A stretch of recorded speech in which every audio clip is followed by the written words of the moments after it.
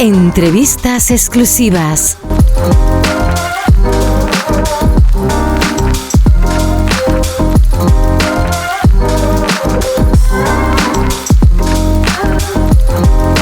Con Barbie Shields.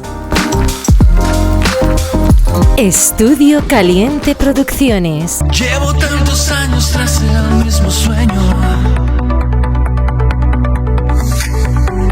Llevo tantas vendas en el corazón.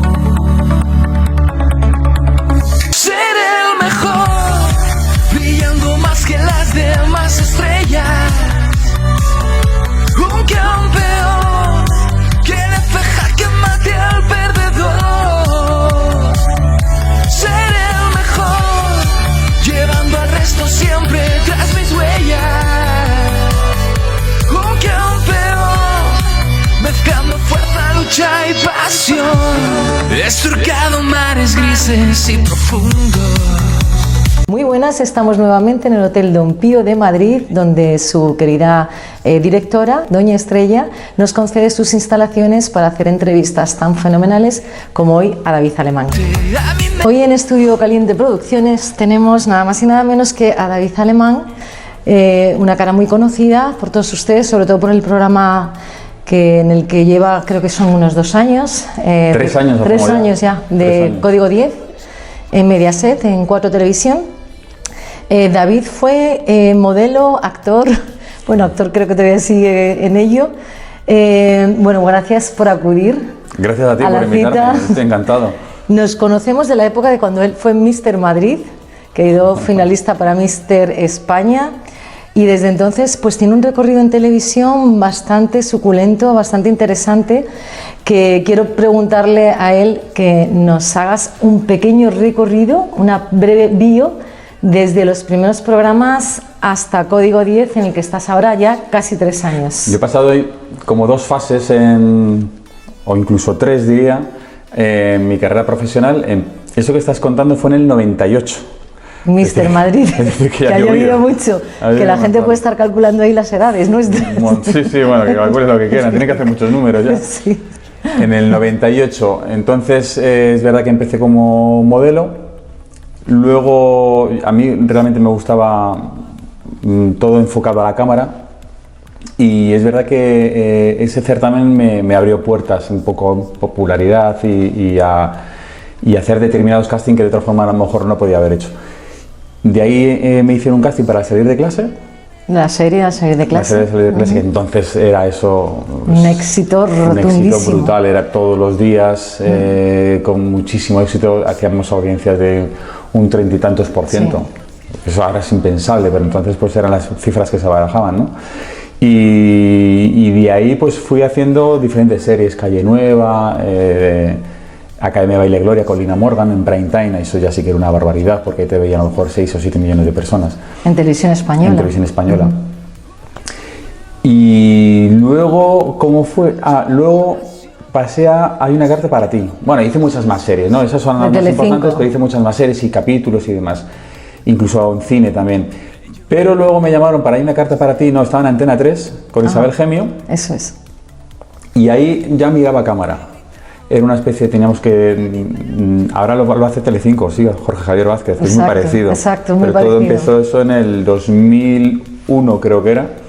Y entonces teníamos que entregar cartas, nos íbamos por todas las zonas de los pueblos españoles, desde Andalucía hasta Galicia, y teníamos que entregar las cartas que luego iban a plató.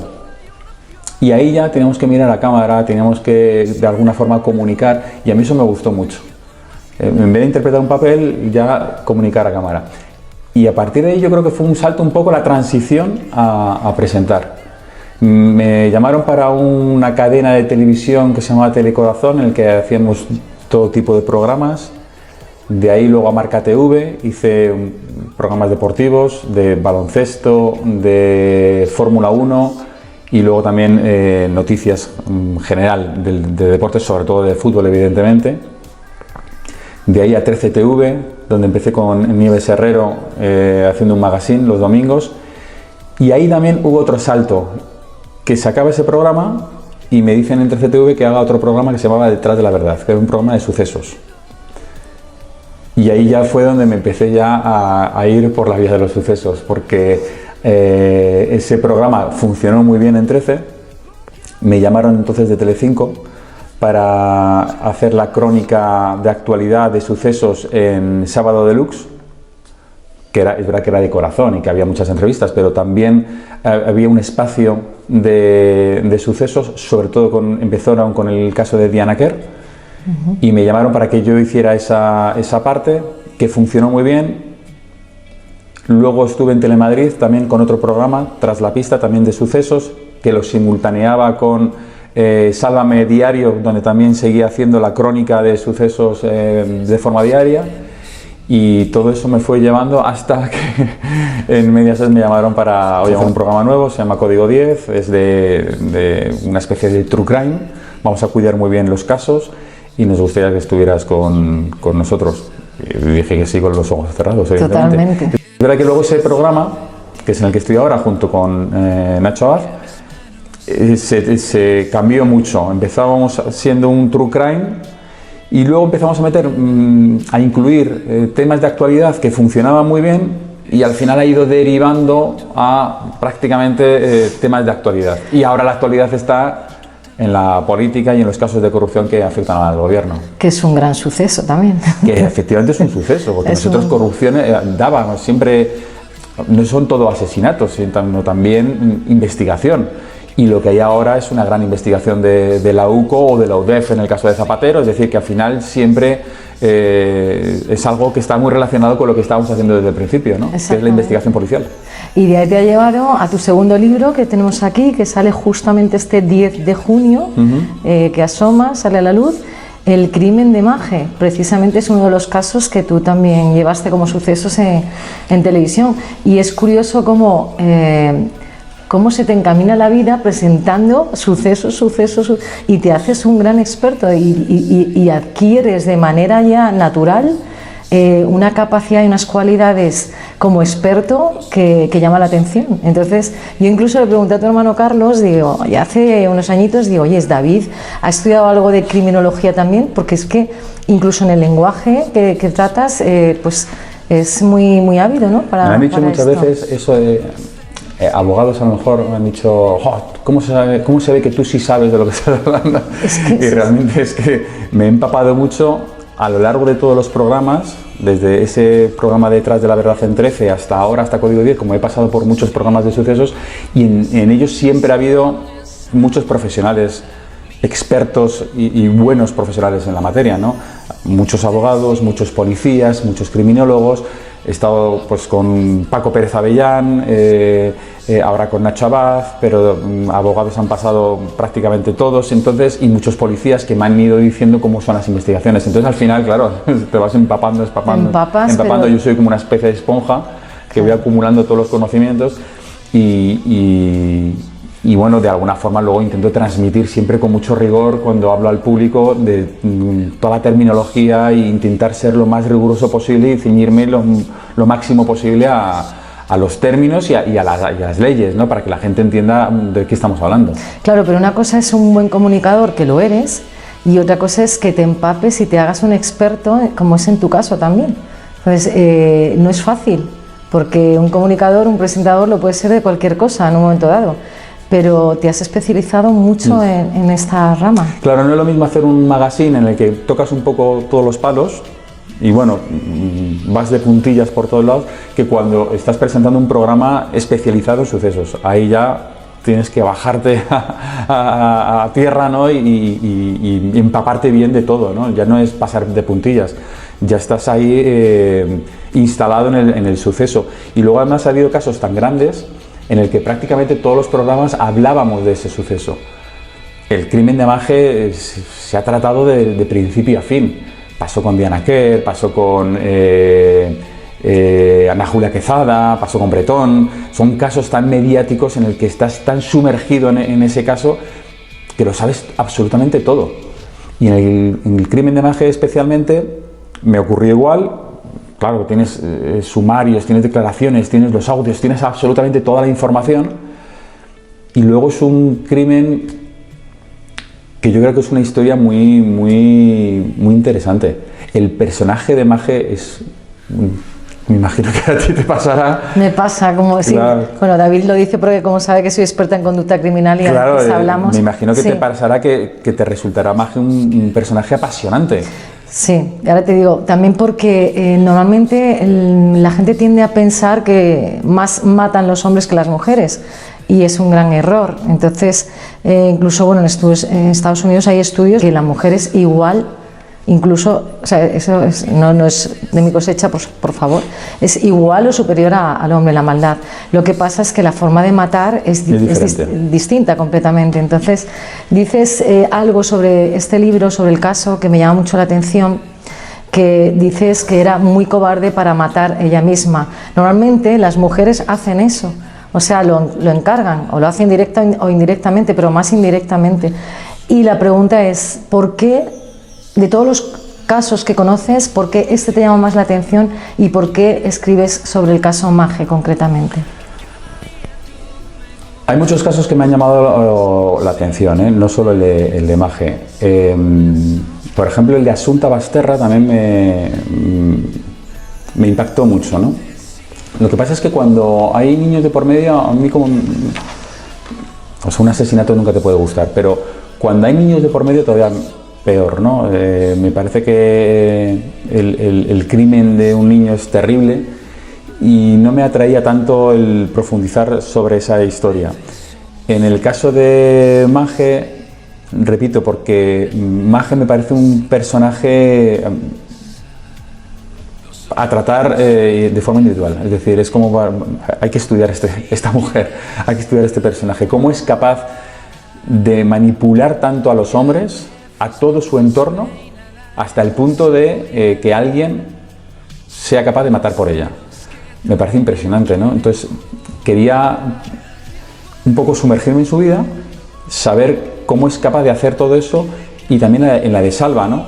Como un tío que está casado, que tiene una hija, que tiene una vida pues más feliz, yo qué sé, con sus problemas evidentemente, con su día a día, pero que de repente se le haga un clic en el cerebro y quede supeditado a esta mujer hasta el punto de destrozar su vida, por supuesto la de la víctima y la de toda su familia. Y eso a mí me atraía bastante. Digo, ¿cómo es capaz de hacer todo esto? Y entonces me apetecía mucho el poder plasmarlo todo en un libro, y luego me pareció también que la investigación policial me pareció muy interesante. Porque ten en cuenta que el asesino material de Antonio es Salva, que es quien lo ejecuta y además es quien lo confiesa, que él dice que el autor es él y solo él, y sin embargo la perseverancia de una jefa, de una inspectora, hace que vea que hay algo más. Y cómo la constancia hace que al final diga, no, es que esta mujer está metida en el ajo, y al final acaba descubriéndolo todo, ¿no?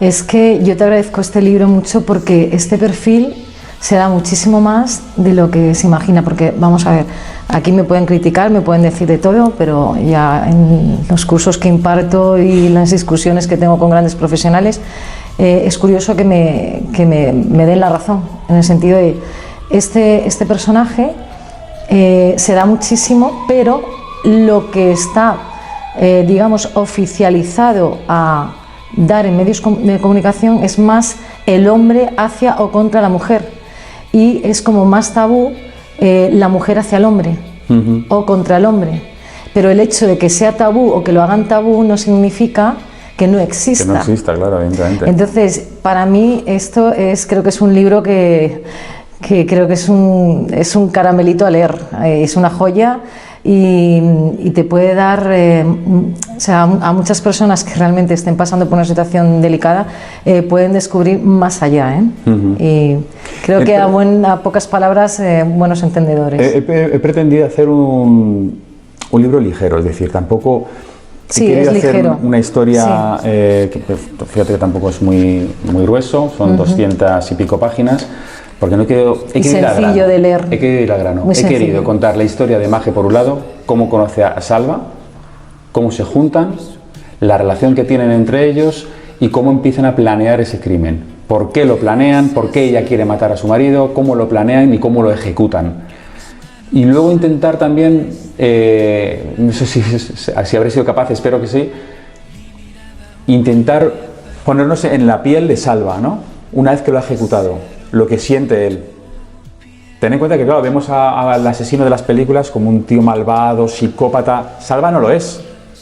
Yo creo que Salva no es un psicópata. Salva es una persona que se ha anulado por una persona. No, vosotros los expertos sabréis más. Despersonalizado, totalmente. Sí, totalmente. Vosotros sabréis por qué. Pero él sí que tiene empatía, él sí que se preocupa por los demás. Todo el mundo dice que es una bellísima persona. Su mujer, cuando se lo dicen, lo flipa, dice, pero ¿cómo va a ser primero, es incapaz de serme infiel, y segundo, menos de matar una mosca? Es una persona que se desvive por ayudar a los demás, en el hospital, en su casa, en su entorno, y que haga eso. Entonces, claro, me he querido meter un poco en su personalidad y saber qué es lo que sentía en el momento en el que está esperando en el garaje a que baje Antonio para matarlo. Para un psicópata me imagino que será frialdad, pero para una persona como Salva, ¿cómo es? Me imagino que estaría muy nervioso, sudoroso, el corazón se le salía del pecho, miedo también a que le descubran cómo actuar, porque evidentemente es algo nuevo para él. Cuando ejecuta el plan, cómo huye y qué es lo que siente en ese momento, que me imagino también que tendrá una olla de sentimientos a la cabeza impresionante. Todo eso también lo he querido plasmar en el libro. Y luego repito cómo es la investigación policial. Desde que bajan al garaje y empiezan a surgir las hipótesis, puede ser un robo, puede ser un ajuste de cuentas, puede ser el crimen pasional, en fin, ya empiezan a barajar qué es lo que puede ser y cómo empiezan a tachar, ¿no? A tachar las hipótesis que creen que se están alejando de la realidad, hasta que se centran ya en el pasional, en alguien que le conoce, en alguien que porque hay mucha saña y cómo toda esa investigación acaba dando con todo lo que ha pasado, ¿no?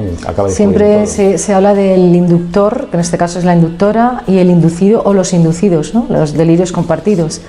Entonces, claro, el caso de esta Elementa es bastante suculento en ese sentido, ¿no?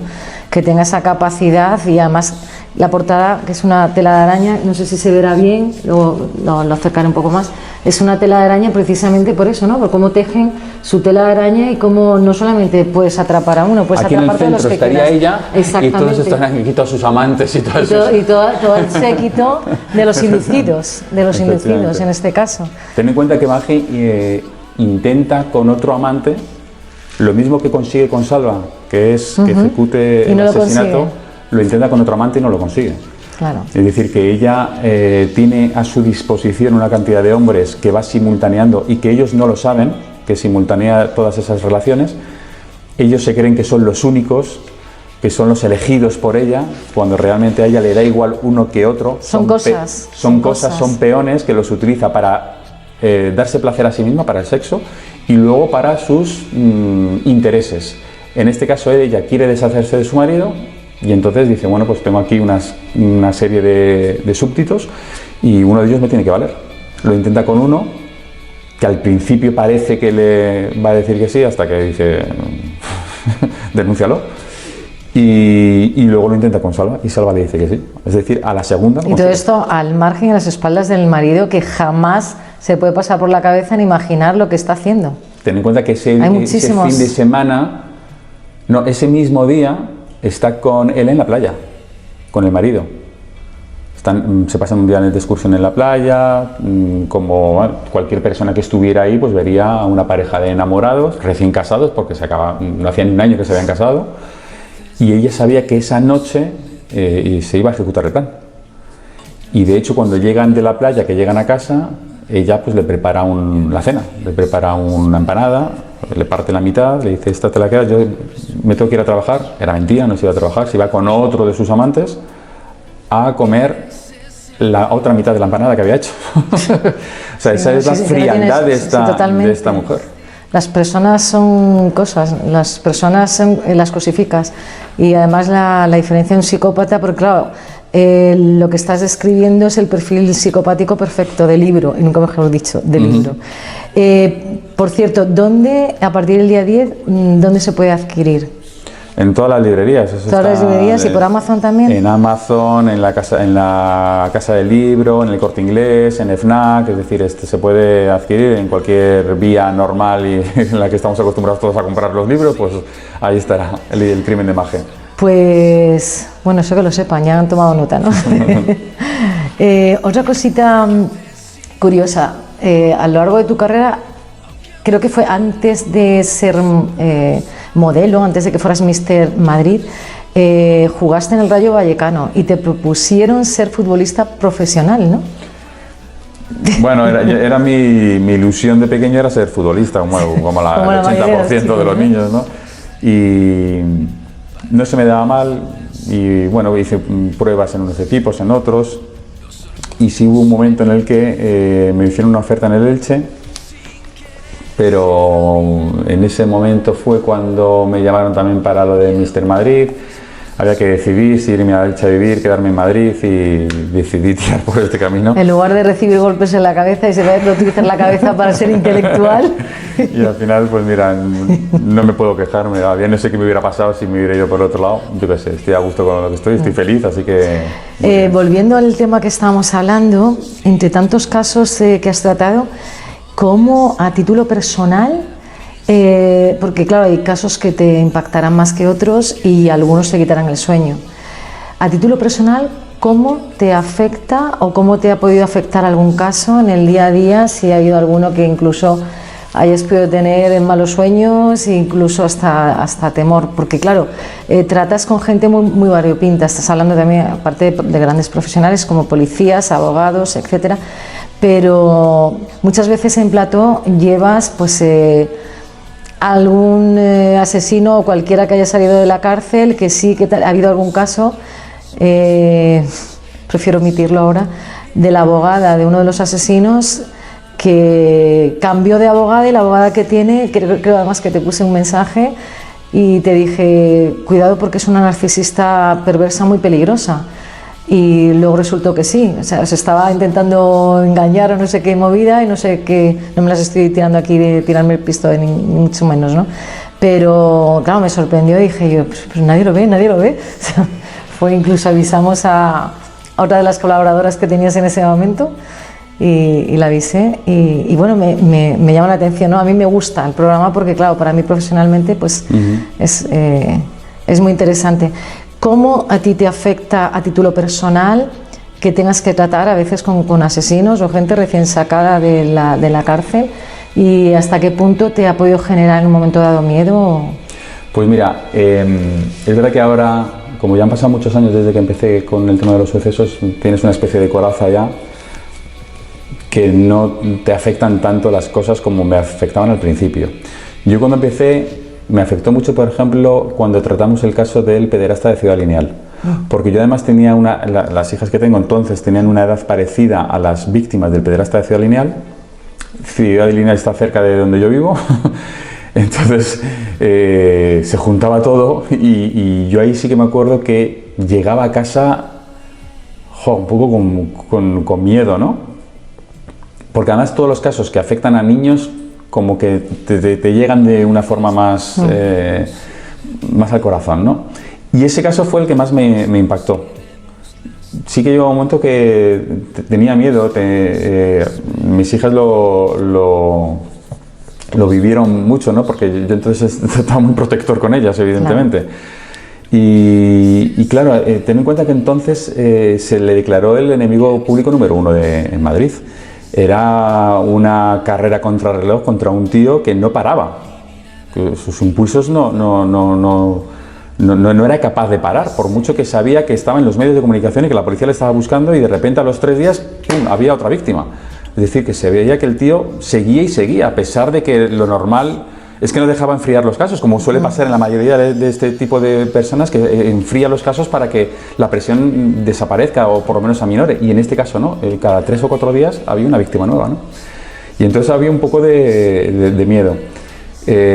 Luego a partir de ahí ya me hice esa coraza de intentar ver las cosas desde un punto de vista un poco desde fuera, para que no me afectaran tanto, porque si no, imagínate, si estás En paranoia o no. Claro, imagínate que empatizas y que lo haces de alguna forma, porque al final somos personas, pero si te pones en la piel de todas las víctimas que hemos tratado, que no podría seguir, no podría seguir con esta profesión. Entonces llega un momento en el que tienes que verlas desde un punto de vista. Respiraste en el momento que detuvieron al de Ciudad Lineal. Sí. Fue tremendo. Fue una satisfacción, desde luego. Total. Y hablando de la objetividad que mantienes, te pregunto sobre otro tipo de objetividad. Cuando estás en plató, que ya llevas 25 años, a lo tonto con todo esto,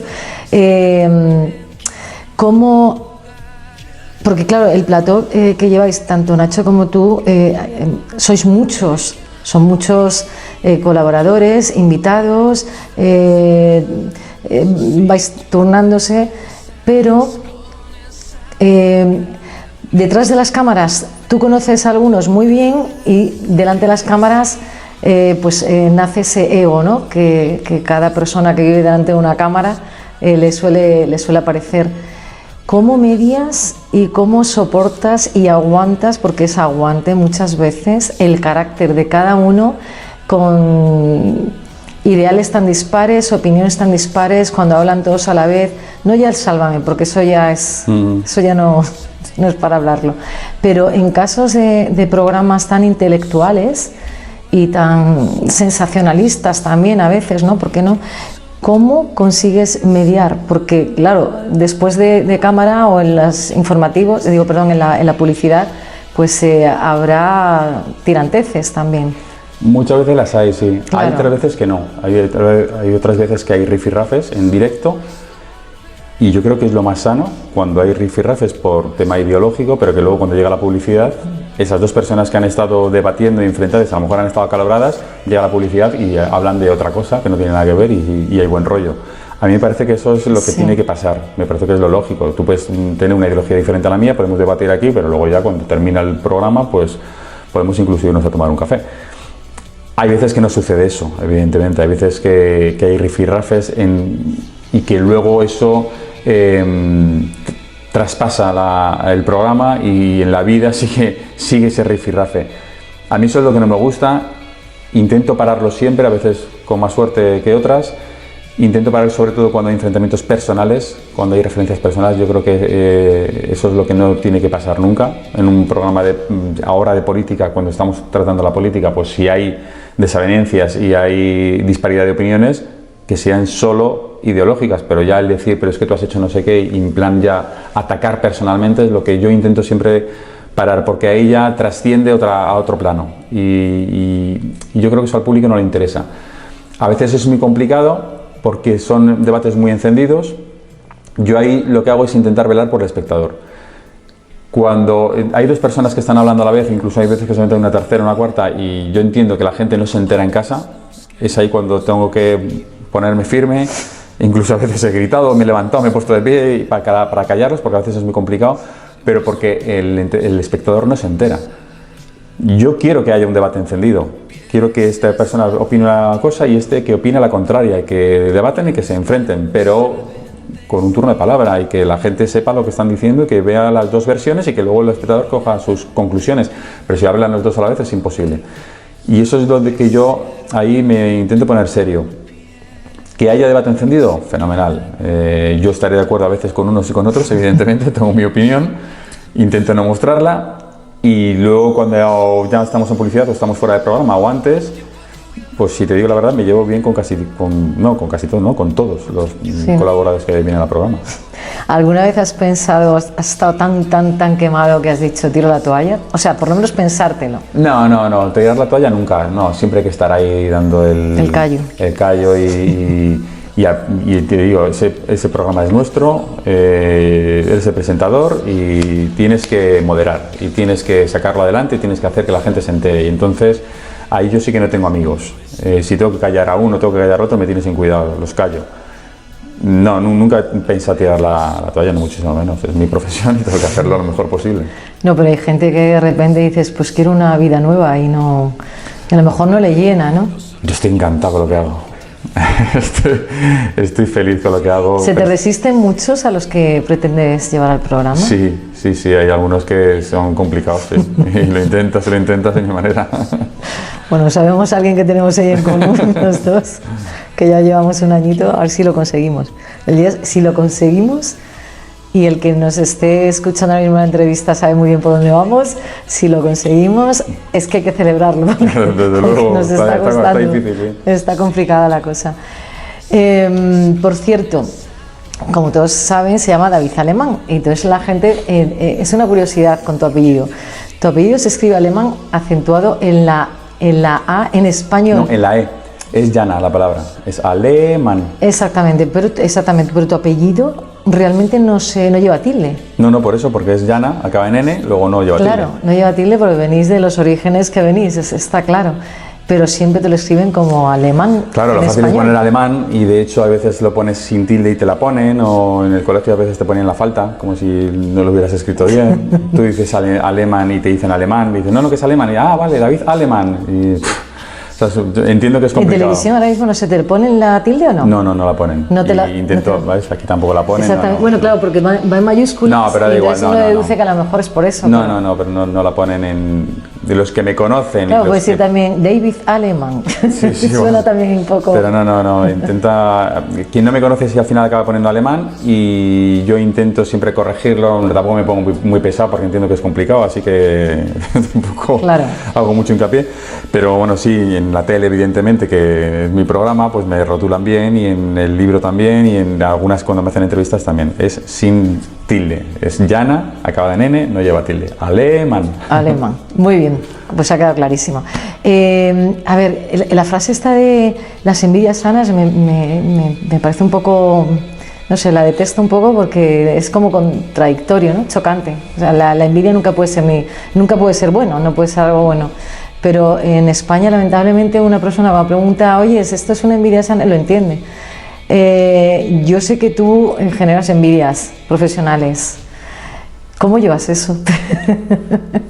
La envidia sana es admiración al final, ¿no? Al fin, claro. No es envidia sana, es admiración. Claro, sí, una cosa es la admiración y otra cosa es la envidia, realmente. Cuidado. Claro, la envidia es mala, y eso que lo llaman envidia sana, es que no puede existir. Sería admiración. Admiración, ¿no? Sería, exacto. Digo yo. Decía Antonio Banderas que en España, en Estados Unidos no te permiten el fracaso, y en España no te permiten el triunfo, el éxito. Exacto. ¿No? Porque decían que era un país que había mucho envidioso. Yo creo que a veces tiene razón. Que yo genero ese tipo de envidias, no lo sé. No lo sé si la genero. No me ha llegado. ¿Cómo lo llevas? Pues no lo sé porque no me ha llegado. Es que mira, te voy a hacer una pregunta que yo creo que nunca te la han hecho. Puede ser difícil y te puede ruborizar, pero ¿cómo llevas a ser buena persona? Es que la gente no lo sabe. Claro, la gente conoce a lo mejor al presentador, pero yo sé que eres muy buena persona.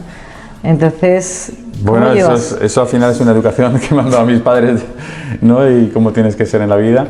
Y es verdad que en televisión hay muchas, y se dice que hay muchas puñaladas traperas. Que hay muchos que te intentan hacer la cama para escalar y superarte y pasar por encima de ti. Creo que yo no lo he hecho nunca, o por lo menos conscientemente no lo he hecho nunca. No sé si habrá alguien que diga lo contrario, pero conscientemente yo no he hecho nunca, ni he intentado jorobar a un compañero para yo llegar a algo. Si he llegado así por méritos propios, sin hacer daño a nadie, ¿no? Y además es que no me gustaría llegar a ningún sitio sabiendo que he dejado atrás a alguien al que he pisoteado. No me gustaría. Entonces, es posible que voy muy despacio, a pesar de que estoy bien, pero a lo mejor podía haber corrido más, pero prefiero ir lento y bien que dar saltos grandes dejando a la gente atrás. Precisamente lo que estabas comentando, Antonio Banderas, sobre el triunfo, te quería preguntar, ¿qué es para ti el éxito? Pues el éxito yo creo que es estar bien con lo que haces, ser feliz, estar a gusto con tu vida. Si tú estás feliz con tu vida, da igual lo que hagas, yo creo que es un éxito. Si tú llegaras a tus objetivos, algunos tienen los objetivos disparados y otros los tienen por aquí más en un nivel inferior. Bueno, pues si el que está aquí está feliz, pues yo creo que es su éxito. ¿Qué es para ti un narcisista perverso? Es el que solo piensa en sí mismo y solo se valora a sí mismo y hace todo lo posible para que solo él triunfe. ¿Qué te ofusca? El narcisista perverso. Qué bueno. Qué bueno, está muy bien. Sabemos muy bien por dónde vamos. ¿Qué te supone la política? Yo creo que es una parte muy importante de nuestras vidas porque al final afecta en muchas de las cosas que hacemos en el día a día, aunque me parezca que no. Y a mí me gusta cada vez más la política. Es verdad que no tenemos unos grandes políticos, sobre todo en los últimos tiempos, se ha demostrado con tantísimos casos de corrupción, pero yo creo que es muy, muy importante para el devenir de la sociedad. ¿Tienes algún truco en especial para soportar mucha carga cuando tienes mucho estrés de televisión? ¿Haces algo en especial? Música. Me gusta mucho escuchar música, baladas. Me gusta mucho Julio Iglesias y me relaja mucho. Y cuando estoy en momentos de estrés, me gusta escuchar canciones de Julio Iglesias y olvidarme un poco de todo. ¿Sigues o seguirás colaborando como actor? Últimamente no me ofrecen nada como actor. Yo creo que cada vez es más complicado porque, claro, ya sabes que en este mundo cuando te encasillan con algo es muy difícil salir de ahí. Y yo tampoco quiero salir. Estoy muy contento con lo que estoy haciendo. Me gusta presentar programas. Me gustan los programas que presento. Y si me llamaran para hacer algún cameo o hacer alguna cosa y fuera compatible y me dejaran hacerlo, lo haría muy gustosamente, pero entiendo que cada vez es más complicado que alguien me vea para hacer un papel y lo normal es que me llamen para presentar otro programa. Claro. Y espero que así sea además. ¿A qué cosas has dicho que no? Pocas cosas digo que no, ¿eh? De trabajo muy pocas cosas. Soy muy currante, me cuesta mucho decir que no. Me cuesta mucho porque en esta profesión que llevo tantos años sé lo difícil que es, las he pasado de todos los colores, momentos muy buenos, momentos muy malos, y entonces cuando estás en un momento bueno me gusta aprovecharlo todo y no desperdiciar nada, no decir que no a nada porque sabes que luego te pueden venir las vacas flacas y sería un desprecio que no me gusta, el ir ya de sobra y decir esto no, porque estás haciendo otras cosas, ¿no? Claro. Me parecía que sería muy desagradecido por mi parte. No... ¿Publicidad no te han ofrecido? ¿No te ofrecen? Alguna cosa he hecho, sí. ¿Sí? Sí. ¿Te gusta la publicidad o no? Bueno, creo que es algo también que hay que hacer y que si eres un comunicador y puedes servir a vender un producto y luego está y además remunerado, estar convencido, ¿no? Porque claro, que duda cabe que además pues, está bien remunerado, pues bueno, pues todos al final acabamos haciendo publicidad. ¿Y el último libro que leíste? El último libro, Escribo el momento, de María Vico. ¿La última película? La última película la vi ayer, no me gustó. Te digo una que me gustó mejor. Te digo una que me gustó. Es que me da rabia porque sé que ha habido, joder, como vemos ahora tantísimas películas se me olvidan, pero la última película que me gustó no me acuerdo. ¿O una película favorita? Mira, las películas de los 80 me encantan. Yo siempre digo que donde están los 80, sí, la música, las películas de los 80 me flipaban. Gris, por ejemplo. Por ejemplo. Pero Gris es de los 70, ¿eh? Ya está, nos echamos más atrás. Es del 77, creo. Sí, es verdad. Del 77, pero sí, Gris me pareció una buena... Bueno, de hecho, Gris me la sé de memoria. Sí, ¿no? De memoria, pero te puedo doblar la película.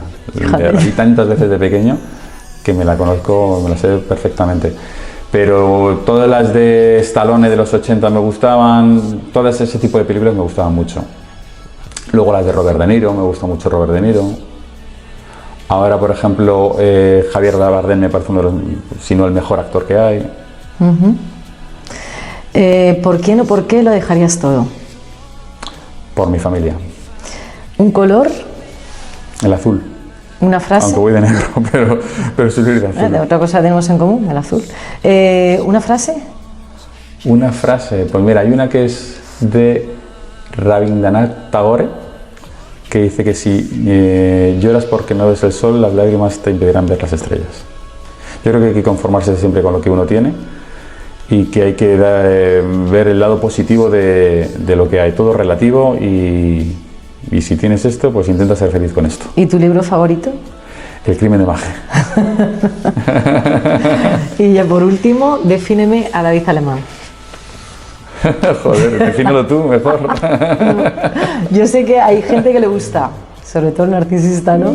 Pero hay gente que le cuesta más, y hay gente que, aunque le cueste más, me gusta que se defina. Me parece muy curioso que uno mismo se defina a sí mismo. Pues mira, creo que soy un buen padre. Para mí es lo más importante. Soy muy familiar. Creo que soy buena persona. Por lo menos intento, ya te digo, como antes te he dicho, que conscientemente no hacer daño a nadie. Soy ambicioso también. Siempre quiero más. Soy muy constante y muy trabajador. Eso sí que es algo que me describe bien. Soy muy trabajador y muy constante. Cuando algo se mete en la cabeza, intento por todos los medios conseguirlo. Y el hecho de trabajar mucho no hace que ya... Yo, por ejemplo, además de la tele, tengo también empresas, y estoy todos los días haciendo siempre algo, y cuando no estoy escribiendo libros, es decir, que estoy las 24 horas, pero estoy muchas horas trabajando, y estoy feliz trabajando. ¿Y no tienes un estrés teniendo empresas y teniendo... O sea, ¿cómo canalizas ese estrés? ¿O cómo repartes el tiempo? Lo hago con mucho gusto, porque es lo que te digo, la tele me gusta mucho, luego es un trabajo que lo hago con mucha satisfacción y con mucho gusto. Las empresas son mías, luego trabajo para mí, y me gusta también lo que estoy haciendo. Y luego cuando escribo un libro, pues intento que sean... Este es mi segundo libro. El primero, pues era una novela en la que A las rotas, en la que de alguna forma describía un poco mi vida y la de mi mujer y cómo nos juntábamos, y es decir que luego ya hay un crimen también, una investigación y hay un asesinato, porque al final siempre metían los sucesos, pero también era un poco mi vida, ¿no? Y entonces lo hago también con mucho gusto. Entonces intento siempre dedicarle el tiempo sin que sea algo para mí muy tedioso, porque me gusta lo que hago. Es verdad que trabajo a lo mejor un sábado, un domingo, a las 9 de la noche estoy trabajando, pero hay veces que a lo mejor a las 12 de la mañana me voy a la piscina y me pego un baño. Es decir, que lo hago siempre cuando tengo ganas de hacerlo. O sea, como me gusta, pues solo tengo ganas de hacerlo. Y una de las preguntas que se me ha pasado, ¿el deporte tuyo favorito? El fútbol, claro. Sigues con el fútbol. Sí. Yo ahora ya son partidos de solteros contra casados. Qué bueno. Los domingos, pero sigo jugando al fútbol y sí, me gusta mucho. Pues por mi parte ha finalizado. No sé si quieres añadir algo más. Nada, pues que ojalá que os guste el crimen de Magge, que de verdad que el que le guste los sucesos y los crímenes y la investigación policial le va a encantar el libro. El viernes voy a estar, no sé cuándo vamos a emitir esto, pero el viernes 12 de junio. Sí. El viernes 12 de junio va a estar en el Retiro de 6 a 7 firmando ejemplares, así que todo el que quiera pasarse por allí pues estará encantado de recibirlo. Pues nada, fenomenal. La entrevista va a llegar antes, o sea que... Muy bien. Escuchar. Pues esto ha sido todo por hoy en Estudio Caliente Producciones. Gracias, David Alemán. Muchas gracias a ti por concederme la entrevista, y hasta la siguiente. No